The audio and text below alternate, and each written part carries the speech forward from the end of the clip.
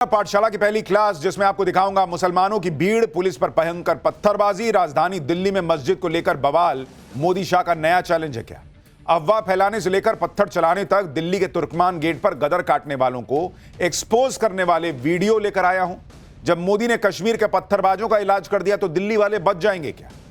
Ground पर क्या इलाज चल रहा है आपको दिखाऊंगा। और अखिलेश के सांसद प्रियंका का करीबी और ओवैसी दिल्ली में बवाल काटते पत्थरबाजों के साथ कौन कौन खड़ा हो गया, क्या पॉलिटिक्स हो रही है, सबसे पहले इसका चैप्टर। जब से बांग्लादेश के हिंदुओं के लिए आवाज उठी तब से आप देखिए कि फिर से वही प्रोपेगेंडा देश के अंदर खड़ा किया जा रहा है कि यहां मुसलमान सेफ नहीं है। जैसे वहां कह रहे हैं ना कि हिंदू सेफ नहीं है, तो यहां कुछ लोग बोलने में लगे हैं अरे यहां मुसलमान भी सेफ नहीं है, उनकी मस्जिदें सेफ नहीं। धर्म के नाम पर मुसलमानों को भड़काने वाले फुल एक्टिव हो रखे हैं भाई। कोई कह दे रहा है कि 20 करोड़ मुसलमान हैं, चुप नहीं रहेंगे, अपने मजहब के लिए ये मुसलमान जान दे देंगे। कोई कह रहा है कि 50,000 मुसलमान 70 साल में मरे, 50 लाख और मर जाएंगे लेकिन दीन के लिए मरेंगे। कोई कह रहा है कि इस देश में जो हो रहा है वो नरसंहार की तैयारी है, मुसलमानों को खत्म कर देना चाहते हैं। मतलब अलग लेवल पे मुसलमान को भड़काया जा रहा है, मर जाएंगे, झुकेंगे नहीं। मतलब क्या बात चल रही भाई? फिर से वही नैरेटिव, वही एजेंडा चलने लगा है कि मुसलमान बहुत पीड़ित है, उसको तो एकदम खत्म कर देंगे। मुसलमानों के साथ अच्छा नहीं हो रहा, मुसलमान टारगेट पर है, उसकी मस्जिदें टारगेट पर है। यही नैरेटिव, यही प्रोपेगेंडा, यही जहर मुसलमानों के दिमाग में ऐसा भर दिया गया जिसका नतीजा आप देखिए कि दिल्ली में क्या हुआ। देश की राजधानी दिल्ली में अगर कोई इंक्रोचमेंट हटाने के लिए जा रहा है तो उस पर यह कह के हमला हो जा रहा है, पत्थर चलाए जा रहे हैं कि अरे ये तो मस्जिद तोड़ने आया है। दिल्ली के तुर्कमान गेट पर यही हुआ। तुर्कमान गेट के पास अतिक्रमण हटाने के लिए टीम गई हुई थी। भाई पथराव हो गया, पुलिस पर पत्थर फेंक दिए। और यह सब अचानक नहीं हुआ, बाइक से, गाड़ियों से भड़काऊ बातें करते हुए लोगों को बकायदा इकट्ठा किया गया। पत्थर कहीं से आया होगा ना भाई, ऐसा थोड़ी है कि पत्थर जो है वो आदमी जेब में लेके चलता है, घर से निकले 10 रुपया देने की जगह पत्थर दे दिए। आप देखिए क्या क्या कहा गया भाई। मुसलमानों से कहा गया कि मस्जिद तोड़ी जाने वाली है, मस्जिद गिराने के लिए बुलडोजर मंगाए गए हैं। दिल्ली में मुसलमानों पर अत्याचार हो रहा है, मुसलमानों को एकजुट होकर इससे निपटना होगा। बाहर निकलो, पूरी रात काली करके मस्जिद बचानी होगी। इस तरह की बातें कही गई। तुर्कमान गेट पर क्या हुआ, कैसे अफवाह फैलाई गई, आज एक एक डिटेल, एक एक तस्वीर आपको दिखाऊंगा, पूरी इनसाइड स्टोरी बताऊंगा। अफवाह फैलाने से लेकर पत्थर चलाने तक दिल्ली के तुर्कमान गेट पर गदर काटने वालों को एक्सपोज करने वाला एक एक वीडियो आपको दिखाऊंगा। लेकिन आपको यह भी देखना चाहिए कि इन पत्थरबाजों को बचाने के लिए भी कौन कौन उतर आया। जब पत्थरबाजी हो रही थी तो अखिलेश के सांसद वहां क्या कर रहे थे? अखिलेश की पार्टी और कांग्रेस से लेकर ओवैसी तक इन पत्थरबाजों को बचाने के लिए कौन क्या बोल रहा है, आज आपको दिखाऊंगा। कैसे दिल्ली के तुर्कमान गेट के पत्थरबाजों के खिलाफ तगड़ा एक्शन शुरू हो गया है। भाई लोग कह रहे हैं मोदी ने जब कश्मीर के पत्थरबाज नहीं छोड़े, वहां पत्थरबाजी की घटना 0 कर दी, तो देश की राजधानी में यह चलेगा। ग्राउंड पर क्या हो रहा है, ग्राउंड रिपोर्ट्स आपके लिए लेकर आया हूं। लेकिन जो हुआ है, कैसे हुआ है, उसकी एक झलक देखिए।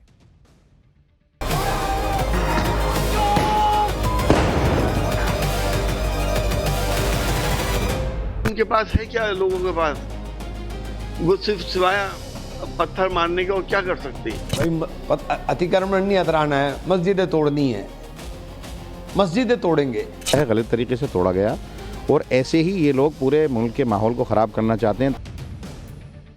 आप देखिए कि किस तरह से मुसलमानों के अंदर यह जहर भरा जा रहा है कि अगर प्रशासन की कोई सामान्य कार्रवाई भी होती है तो उनके दिमाग में भर दिया जाता है कि देखो तुमको टारगेट कर रहा है, यह सब टारगेट करने के लिए हो रहा है। नहीं तो वो मुसलमान अपना काम कर रहा है, रोजी रोटी कमा रहा है। उसको वीडियो बना बना के, बुला बुला के, झूठ भर भर के उसके दिमाग में कि नहीं नहीं आओ मस्जिद टूट रही है, और ये सब हो गया। फिर इस देश में जगह जगह अतिक्रमण नहीं है और उसे हटाने के लिए अभियान नहीं चलेगा क्या? लेकिन दिल्ली के तुर्कमान गेट पर जब यही अतिक्रमण हटाने के लिए दिल्ली नगर निगम की टीम और पुलिस गई तो भाई पत्थर चलने लगे। और ये सब ये कहकर किया गया कि ये लोग मस्जिद तोड़ने के लिए आए, जबकि मामला अवैध अतिक्रमण हटाने का था। इस पत्थरबाजी में कई पुलिस वाले घायल हो गए। भीड़ को कंट्रोल करने के लिए पुलिस को आंसू गैस के गोले तक दागने पड़ गए। भाई आप देख रहे हैं, एक वक्त के लिए हालात ऐसे बन गए कि पुलिस पीछे हटने लग गई और भीड़ हावी हो गई। और कोई वीडियो बनाने वाला कह रहा है जियो मेरे शेरों, वो पत्थर चला रहे हैं, लॉ एंड ऑर्डर हाथ में ले रहे हैं, सामने हाड़ मांस के पुलिस वालों को मार रहे हैं और वीडियो बनाने वाला कह रहा जियो मेरे शेरों। ये सब बवाल कोई अपने आप नहीं हुआ। तुर्कमान गेट पर कल रात करीब 8 से 9 बजे के बीच एमसीडी की टीम गई थी। वहां पर बैरिकेडिंग लगने लगी थी, लेकिन बुलडोजर एक्शन से पहले ही वहां भीड़ जमा हो गई। कार्रवाई शुरू होने से पहले ही वहां भड़काऊ बयानबाजी शुरू हो गई। सुनिए किस तरह से मुसलमानों को भड़काया गया। पूरी रात काली करने के लिए बाकायदा उनको कहा गया, बाइक्स पे गाड़ियों पे सवार होकर इस तरह के मैसेज फैलाए गए। दुकानें बंद करके लोगों से कहा गया कि आओ तुरंत पहुंचो, रात काली करो, मस्जिद बचाओ। देखिए ये सब एक बार में, एक सेकंड में नहीं हुआ है, पूरा प्रोपेगेंडा फैलाया गया। मुसलमानों का क्या हाल है बॉस? क्या है इसमें मुसलमान का हाल, मुझे बताइए जरा। अगर अतिक्रमण हट रहा है तो इसमें क्या हिंदू मुसलमान है? अतिक्रमण में क्या सिर्फ मुसलमान का जो अतिक्रमण है वही हटाया जा रहा था क्या? यह कोई कम्युनल घटना नहीं है, यह सीधा सीधा लॉ एंड ऑर्डर का मामला है बॉस। इसमें कोई हिंदू मुसलमान नहीं है। सामने पुलिस थी, प्रशासन था, अपना काम कर रहा था। इधर मुसलमानों की भीड़ इकट्ठा कर दी गई, पत्थर चला दिए गए और फिर कहा जा रहा है देखिए मुसलमान पे क्या हो रहा है। मार खा रहे हैं पुलिस वाले, पत्थर चला रहे हैं आप, अब मुसलमान पे क्या हो रहा है? तुर्कमान गेट पर दरगाह फैज़े इलाही मस्जिद है और इसके पास अतिक्रमण हटाया जा रहा था। एमसीडी की टीम पहुंचने के बाद वहां भीड़ जमा हो गई। लोग बैरिकेडिंग के पास खड़े होकर पुलिस का विरोध कर रहे थे। कुछ लोग सेल्फी वीडियो बनाकर ज्यादा से ज्यादा लोगों को बुला रहे थे, भड़का रहे थे कि देखो मुसलमानों का क्या हाल हो गया है। इसी तरह से कई लोगों ने वीडियो बनाकर लोगों को भड़काने की कोशिश की। अतिक्रमण हटाने की कार्रवाई शुरू भी नहीं हुई थी। पुलिस और बैरिकेडिंग ही देखकर मस्जिद गिराने की अफवाह फैला दी गई। इसी तरह से लोगों को भड़काया जाता रहा। आप भाषा सुन रहे हैं, इनकी मिलिट्री आ गई। इनकी किन की भाई? इस देश की पुलिस तुम्हारी पुलिस नहीं है क्या? इस देश की मिलिट्री तुम्हारी मिलिट्री नहीं है क्या? इनकी मिलिट्री आ गई। क्या होता है? भीड़ उग्र होती गई, फिर अचानक पत्थरबाजी, नारेबाजी शुरू हो गई। भीड़ में शामिल कुछ लोगों ने अल्लाहू अकबर के नारे लगाने शुरू कर दिए। पुलिस एमसीडी टीम पर पथराव शुरू हो गया। ये लोग नारे लगाते हुए आगे बढ़ रहे थे। भीड़ के पथराव के बाद पुलिस की टीम बचने के लिए पीछे हटने लगी। घरों से लोग इस घटना का वीडियो बनाने लगे। पुलिस पर हमला करने वालों की तारीफ करने लगे कि शाबाश, पुलिस को भगा दिया। ये जो वीडियो बना रहा है छत पे खड़ा होकर, वाह मेरे शेरों, इसका तो कुछ गया नहीं। अभी पुलिस जवाबी कार्रवाई में कुछ कर देती और जो वहां पे घायल होता, जो मरता, उसका क्या होता? सोचिए ना, कानून का खौफ, ना पुलिस का खौफ। पुलिस वालों के सिर फोड़ दिए भाई। उन पुलिस वालों को सुनिए जो पत्थरबाजी में घायल हुए। देखिए कैसे माथा फाड़ दिया है। 12:30 के बाद में ये पथराव चालू हो गया था सर। अच्छा जी सर। तो आप कहाँ पे थे जब ये पत्थर, कब आपको चोट लगी है? जी वो तुर्कमान गेट से आगे वो 3 रास्ते जाते हैं, वहाँ 3 रास्ते में ही भीड़ इकट्ठी हो गई थी। ना इधर जा रही थी ना इधर जा रही थी, ना बैरिकेड लगाने दे रही थी वो। तो एक दरवाज़ा है, उसको बंद करने की कोशिश कर रहे थे हम। उससे ही वहाँ से शायद वो सड़क फूटी हुई है, तो उससे सीवर का काम चल रहा है, वहीं से पत्थर उठा के वो मारने लगे थे।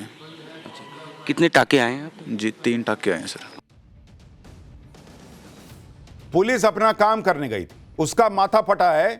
किसी को दर्द हो रहा है? नहीं, शेर हैं जिन्होंने माथा फाड़ दिया। और यही अभी इधर फट जाता तो इस देश में मुसलमान जो है वो बचने की हालत में नहीं रहता। पूरा नैरेटिव बिगड़ देते कि बाप रे बाप, मुसलमान तो खतरे में है। ये पूरा बवाल कैसे शुरू हुआ उसको भी देखिए। तुर्कमान गेट की मस्जिद के पास अवैध निर्माण को हटाने के लिए रात 12 बजे के करीब बुलडोजर एक्शन के लिए पुलिस को डिप्लॉय किया गया। करीब 12:30 बजे तक 32 बुलडोजर, 50 डंपर और 200 से ज्यादा मजदूर तुर्कमान गेट के पास पहुंचे। रात 1 बजे मस्जिद के पास हुए अवैध निर्माण को हटाने के लिए बुलडोजर एक्शन शुरू होना था, लेकिन इससे पहले ही वहां लोगों की भारी भीड़ जुटनी शुरू हो गई। देर रात 1:15 बजे करीब उसी के आसपास पुलिस ने लोगों को वहां से हटाने की कोशिश शुरू की। रात को 1:23 पर भीड़ ने पुलिस पर पथराव शुरू कर दिया और करीब 10 मिनट तक मौके पर जमकर बवाल बढ़ता देख पुलिस ने मोर्चा संभाला और उपद्रवियों को खदेड़ना शुरू किया। भीड़ को तितर बितर करने के लिए आंसू गैस के गोले दागे गए। इसके बाद रात को 1:30 बजे अवैध निर्माण पर बुलडोजर एक्शन शुरू हुआ। करीब 5.5 घंटे तक चले बुलडोजर एक्शन में मस्जिद के आसपास हुए अवैध निर्माण को ढा दिया गया। अब जिन लोगों ने बवाल काटा उनसे पूछिए कि अगर पुलिस मस्जिद गिराने गई थी तो मस्जिद वहां अभी भी कैसे खड़ी है। आप यह भी देखिए कि जब भीड़ ने पथराव किया तो पहले पुलिस ने लोगों को समझाने की कोशिश की, लेकिन जब भीड़ में शामिल लोग नहीं माने और पथराव करते रहे तब पुलिस ने लाठीचार्ज का आदेश दिया। सुनिए एक बार।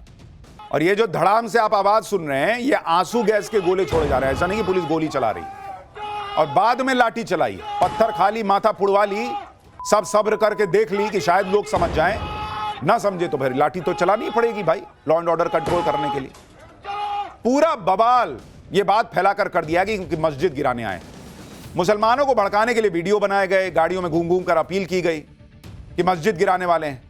सच्चाई से किसी को कुछ मतलब ही नहीं था। हकीकत यह है कि अतिक्रमण हटाने के दौरान मस्जिद को एक खरोंच तक नहीं है। देखिए मस्जिद खड़ी है, ये मुसलमान को नहीं दिखता है बॉस। कौआ कान ले गया, कौआ कान ले गया, दौड़ गए कौए के पीछे, कान नहीं देखना है क्या? कह दिए मस्जिद गिराने आए थे, मस्जिद खड़ी कैसे है? पूछो ना जाके उन लोगों से जो बोले थे कि मस्जिद गिराने आए हैं, और जब आसपास गिरा दिए तो मस्जिद भी गिरा देते अगर गिराना होता। फैज़े इलाही मस्जिद आज भी सही सलामत खड़ी है, पहले भी खड़ी थी। और इस देश में कोई मंदिर हो, कोई मस्जिद हो, अगर अवैध अतिक्रमण करके बना रहेगा तो क्या उस पर एक्शन नहीं होगा? अगर मैं कह रहा हूं तो। लेकिन नहीं, गदर काट दिए भाई, माथा फाड़ दिए। देखिए तुर्कमान गेट से ग्राउंड रिपोर्ट देखिए, वहां क्या हुआ है, कैसे हुआ है। ये मस्जिद है और इसके सामने ये जो पूरा हिस्सा आप देख रहे हैं, ये दरअसल अवैध तरीके से बनाया गया, जिसकी बाकायदा पैमाइश की गई और कोर्ट के आदेश के बाद इसे तोड़ने की कवायद जो है वो की गई। मस्जिद पूरी तरह से सही सलामत है, इसके किसी भी हिस्सा को छुआ तक नहीं गया, लेकिन बावजूद इसके लगातार अफवाह फैलाई गई, जिसकी वजह से साफ तौर पर पत्थरबाजी देखने को मिली। अतिक्रमण हटाने गई टीम के खिलाफ मस्जिद को लेकर अफवाह फैलाई गई, जबकि अतिक्रमण हटाने की बात तो कोर्ट ने कही थी। कोर्ट ने आदेश दिया था भाई कि अतिक्रमण हटाओ। ऐसा नहीं है कि कोई बीजेपी की सरकार ने कहा कि चलो चलो मुसलमानों पर अत्याचार करते हैं, अतिक्रमण हटा देते हैं। अतिक्रमण हटाने का आदेश 12 नवंबर 2025 को हाईकोर्ट की डिवीजन बेंच ने जारी किया था। उसी के निर्देश के आधार पर यह नोटिस जारी हुआ। कोर्ट ने अतिक्रमण हटाने के लिए 3 महीने का वक्त भी दिया, लेकिन भड़काने वाले अपने काम में लगे रहे। कहते रहे कि जमीन वक्फ बोर्ड की है और कोर्ट का फाइनल फैसला आने से पहले ही बुलडोजर एक्शन की कार्रवाई की गई, जबकि एजेंसीज का कहना है कि कोर्ट ने एक्शन पर कोई रोक नहीं लगाई। 3 महीने के अंदर अतिक्रमण हटाने का आदेश था। तुर्कमान गेट की फैज़े इलाही मस्जिद के पास अवैध निर्माण पर हाईकोर्ट ने क्या कहा था, आपको वो भी बता देता हूं। पिछले साल 12 नवंबर को दिल्ली हाईकोर्ट ने तुर्कमान गेट की फैज़े इलाही मस्जिद के पास बने हिस्से को अवैध माना था। एमसीडी और पीडब्ल्यूडी को अतिक्रमण हटाने के लिए 3 महीने का टाइम दिया था। हाईकोर्ट ने मस्जिद के पास करीब 39,000 वर्ग फीट इलाके में बने अवैध निर्माण को हटाने का आदेश दिया। दरअसल पिछले साल अक्टूबर में हुए अलग अलग एजेंसीज के ज्वाइंट सर्वे की रिपोर्ट में मस्जिद के पास अवैध निर्माण का पूरा दावा किया गया था। रिपोर्ट में बताया गया था कि मस्जिद के पास पीडब्ल्यूडी की रोड पर 2,512 वर्ग फीट और एमसीडी की 36,248 वर्ग फीट जमीन पर अवैध अतिक्रमण करके रखा गया है। इस जमीन पर बारात घर, पार्किंग, प्राइवेट डायग्नोस्टिक सेंटर सब खुल गया भाई। अवैध कमर्शियल ढांचे बनाने का दावा किया गया। हाईकोर्ट में पेश रिपोर्ट में दावा था कि मस्जिद की कमेटी इस जमीन पर मालिकाना हक को साबित करने के कोई दस्तावेज मौजूद नहीं है उनके पास। साल 2022 में सुप्रीम कोर्ट अपने आदेश में साफ कर चुका है कि वक्फ बोर्ड बिना डॉक्यूमेंट्री प्रूफ के किसी प्रॉपर्टी पर अपना हक नहीं जता सकता। तो कोर्ट ने कहा कि भाई जब कोई डॉक्यूमेंट ही नहीं है तो हटाओ ये सब। कोर्ट के इसी ऑर्डर को इंप्लीमेंट करने के लिए पुलिस नवंबर नहीं दिसंबर बीत गया, अब जाके जनवरी में गई तो माथा फड़वा ली। लोगों को भड़काकर मस्जिद पर एक्शन से जोड़ने का पूरा मामला बना दिया गया और उसे देखते हुए पुलिस भी इस मामले में साजिश के एंगल से अब इनकार नहीं कर रही। एक बार देखिए पुलिस क्या कह रही है। बिल्कुल आइडेंटिफिकेशन की जा रही है और further investigation inspector special staff कर रहे हैं सेंट्रल डिस्ट्रिक्ट के, और कॉन्स्पिरेसी का एंगल भी देखा जाएगा। आप ये भी देखिए कि एक तरफ मुसलमानों को भड़काने की कोशिश हुई तो वहीं ऐसे भी लोग हैं जो अतिक्रमण हटाने की कार्रवाई का समर्थन कर रहे हैं। तुर्कमान गेट के पास रहने वाले लोग कह रहे हैं कि जो हुआ अच्छा हुआ। मस्जिद के पास बारात घर बनाकर कुछ लोग कमाई कर रहे थे, जिसमें गरीबों को कुछ रियायत नहीं मिलती। सुनिए आसपास के लोग कह रहे हैं भाई कि ठीक हुआ, हट गया। मस्जिद के आसपास के इलाकों में रहने वाले मुसलमान तो यह भी दावा कर रहे हैं कि उन्हें बुलडोजर एक्शन की पूरी जानकारी पहले से थी और वो ये भी जानते थे कि सिर्फ अतिक्रमण वाली जगह पर एक्शन होना है। ऐसे में इलाके के लोग भी कह रहे हैं कि बाहर से आए लोगों ने पथराव किया और माहौल खराब करने की कोशिश की। तुर्कमान गेट के इस इलाके के पास रहने वाले लोगों को सुनिए वो खुद क्या बता रहे हैं।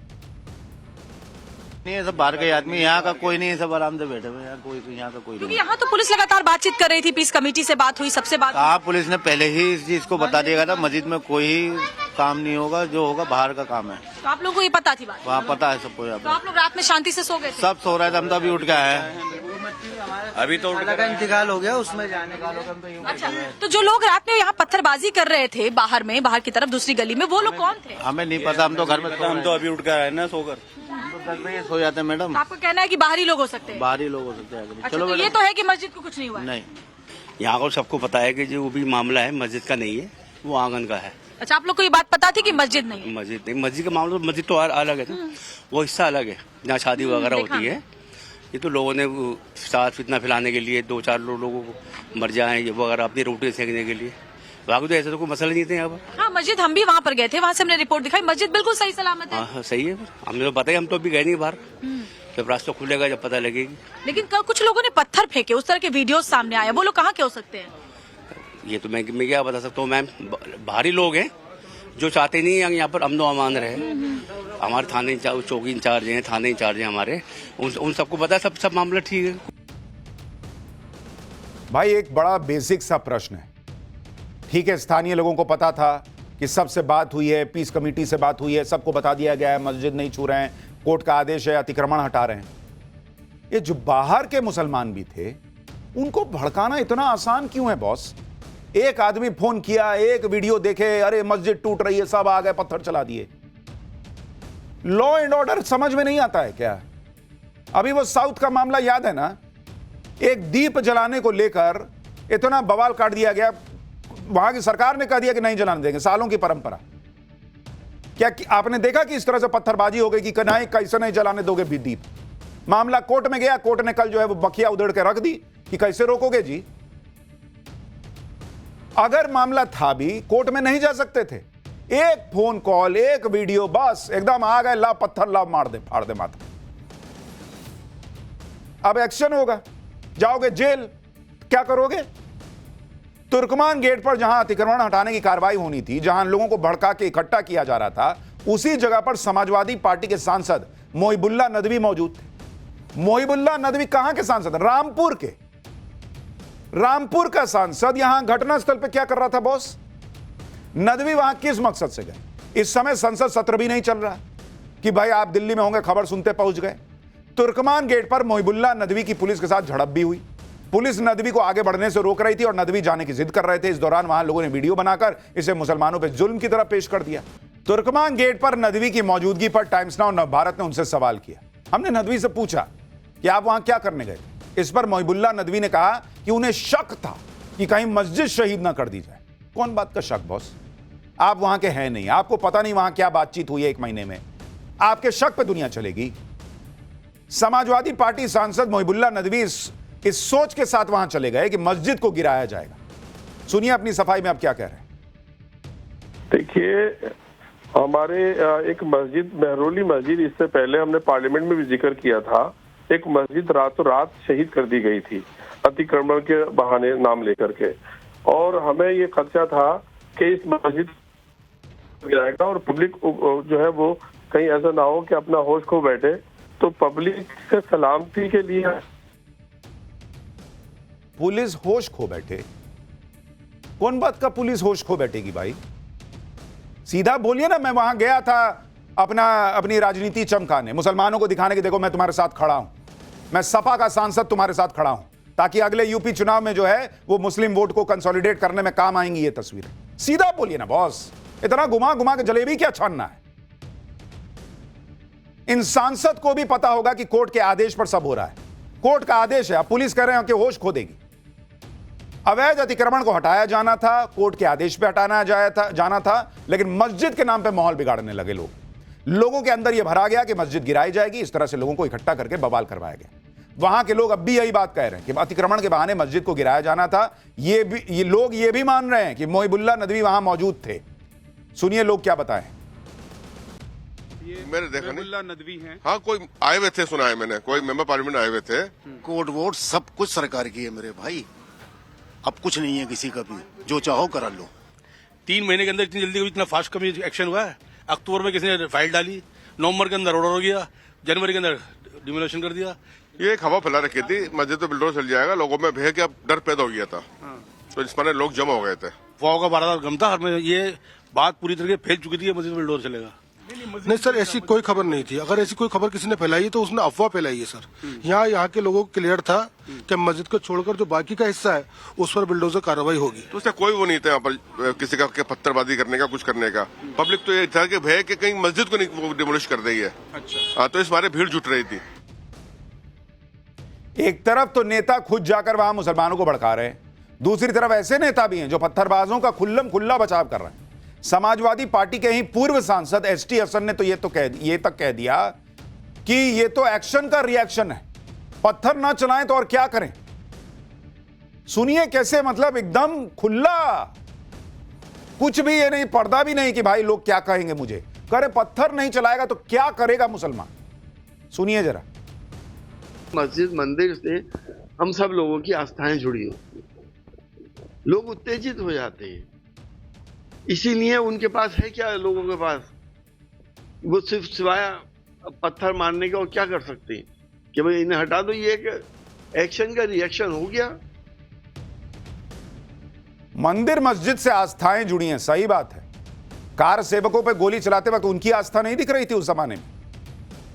और क्या इस देश में अतिक्रमण के हटाने के नाम पर कोई मंदिर नहीं टूटी है क्या? कभी सड़क बनने के नाम पर कोई मंदिर नहीं टूटा है क्या?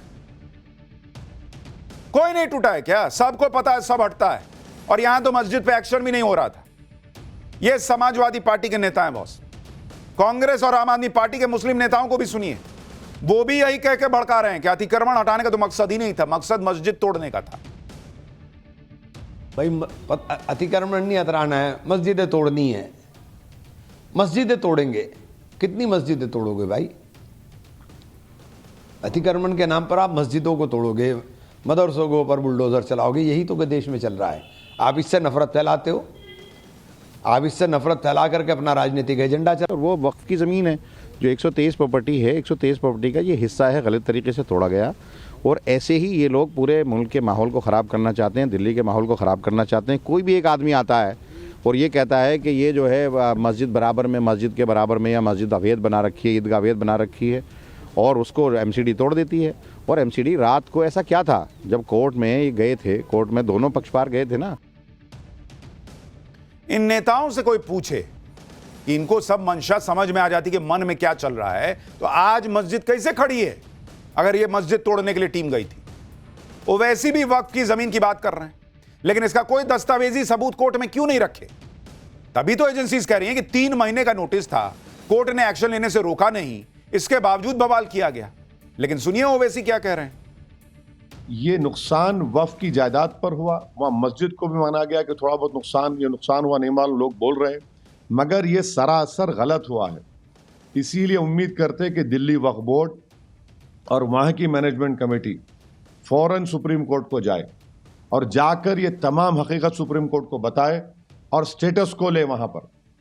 ये तो गलत है बिल्कुल। अरे पूरा लिखा हुआ है इसमें, इसका रिकॉर्ड है, वक्फ फंड दिया जा रहा है, और आप इस तरह का तो पूरी तरीके से दिल्ली वक्फ बोर्ड इसमें मुलविस है, कॉम्प्लिसिट है, और उनकी ये नादानी नाहिली नहीं है, बल्कि डेलिबरेट ये लोग आंख बंद कर लिए।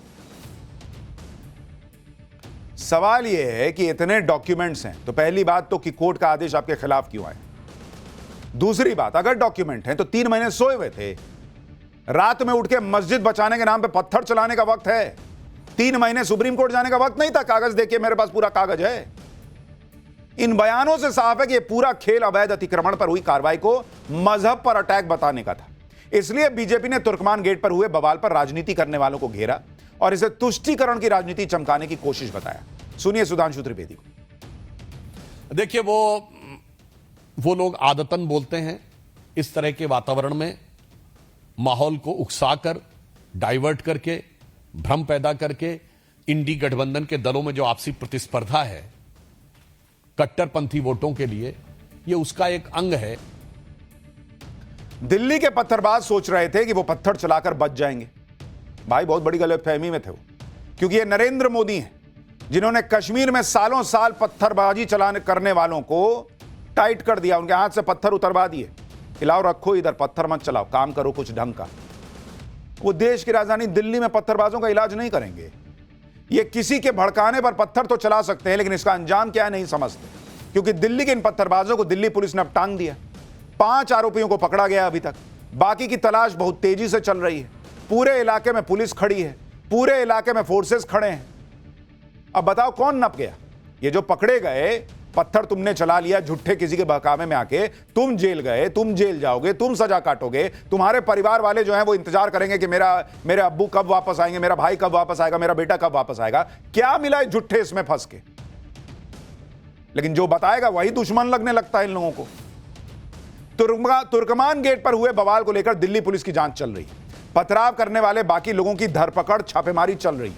इस मामले में जो एफआईआर दर्ज हुई है उसमें मोहम्मद शहनवाज का नाम है, मोहम्मद आरिफ, मोहम्मद कासिफ, मोहम्मद अदनान और मोहम्मद कैफ को गिरफ्तार किया जा चुका है। 10 से ज्यादा लोगों को पूछताछ के लिए हिरासत में लिया गया है। एक सीसीटीवी फुटेज पुलिस जांच रही है और बुलडोजर एक्शन के लिए पहुंचे पुलिसकर्मियों के बॉडी वॉर्न कैमरा की मदद से पत्थर फेंकने वालों की पहचान हो रही है। भाई वो बॉडी पे कैमरा लगा के गए थे, सबका फोटो है। आपको लग रहा है कि मोदी शायद छोड़ देंगे? एक एक का हिसाब हो रहा है, दिल्ली पुलिस कर रही है। बताओ कौन कौन है, निकालो सब। इस मामले में जो कार्रवाई हो रही है उस पर पुलिस क्या कह रही है, सुन लीजिए।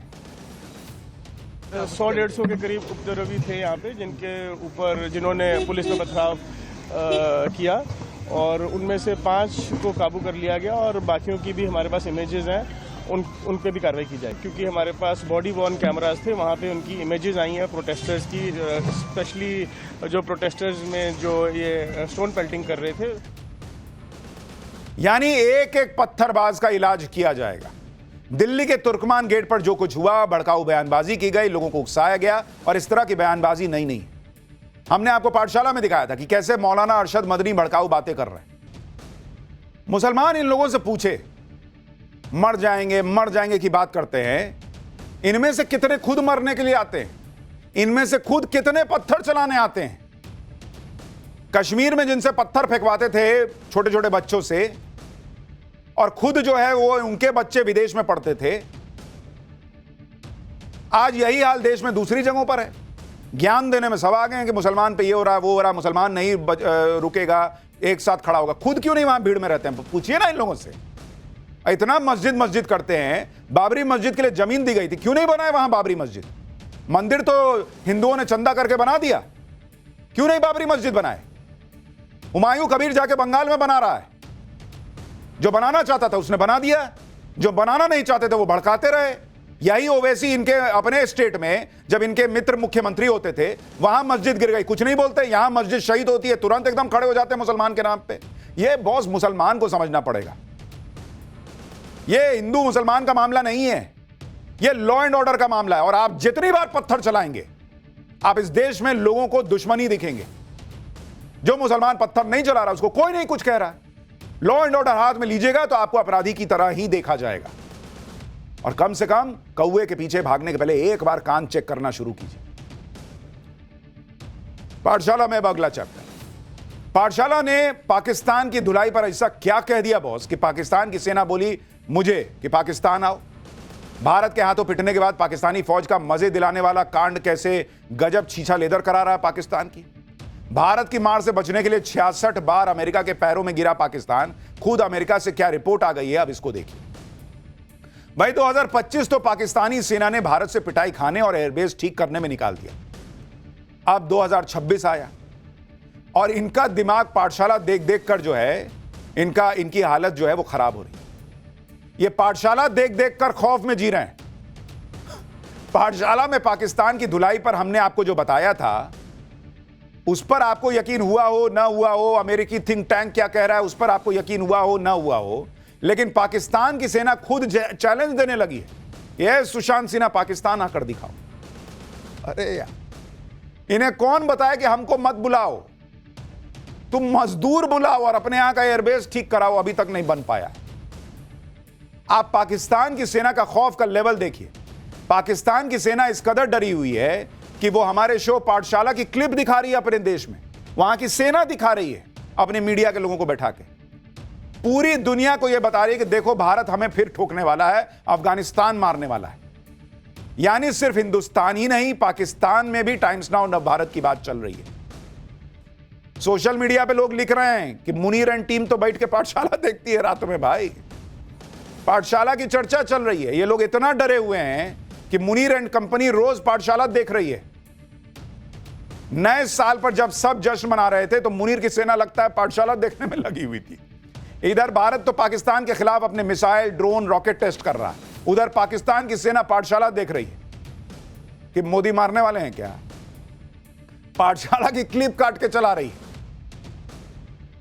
और अपने डर का ढिंढोरा पीट रही है, अपनी बेइज्जती करा रही है, मुझे धमकी दे रही है कि पाकिस्तान आओ फिर बताते हैं। अरे मुझे धमकाने से होगा?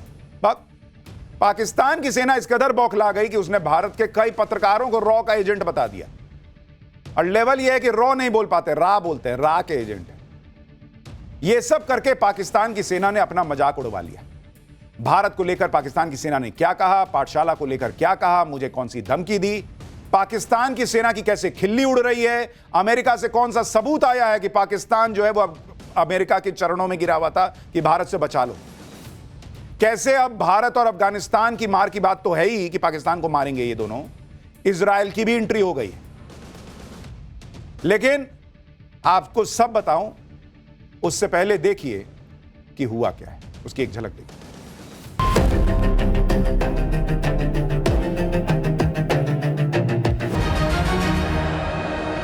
That for decades, you had these training camps, not secret training camps, they're all training camps in the big cities of Pakistan, very open, where the state, the military supports terrorism.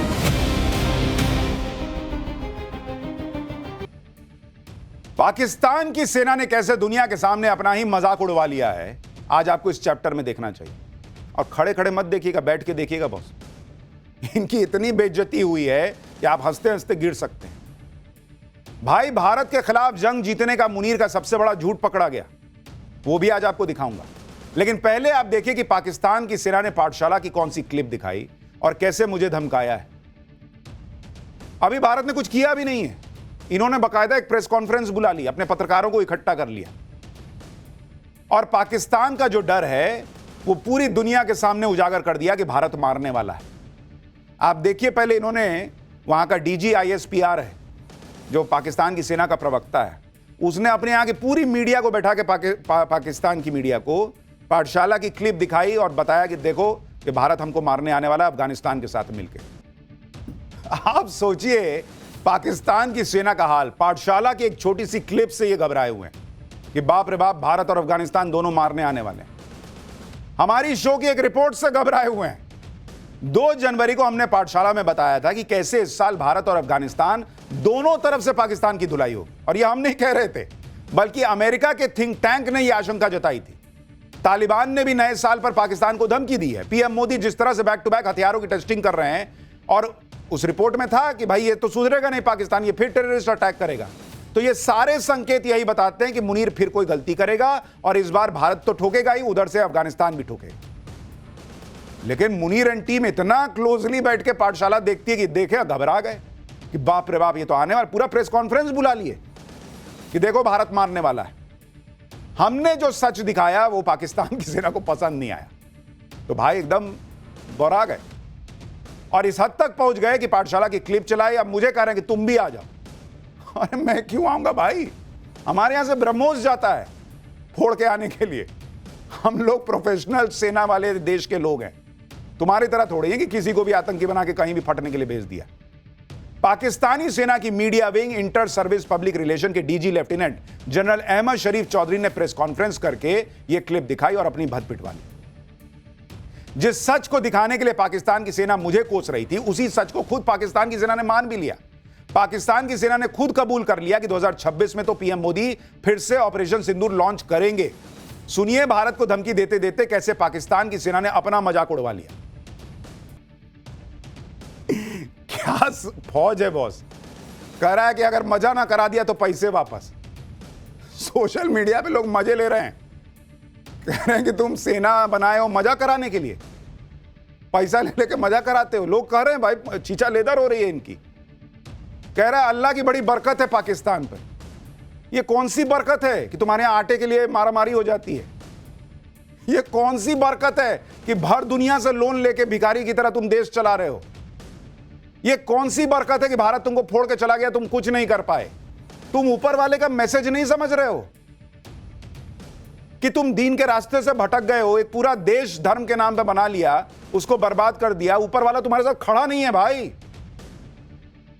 कह रहा हमारी बड़ी बरकत है। भिखारी होना अगर बरकत है तो भाई तुम्हारी बरकत ऐसी बनी रहे। पाकिस्तान की सेना कह रही है कि कहीं से भी आ जाओ, हम बता देंगे। अभी आपको थोड़ी देर में बताऊंगा कि ऑपरेशन सिंदूर में जब भारत की सेना आई थी तो कैसे मुनीर अमेरिका के सामने गिड़गिड़ाया था, इसका सबूत आया है।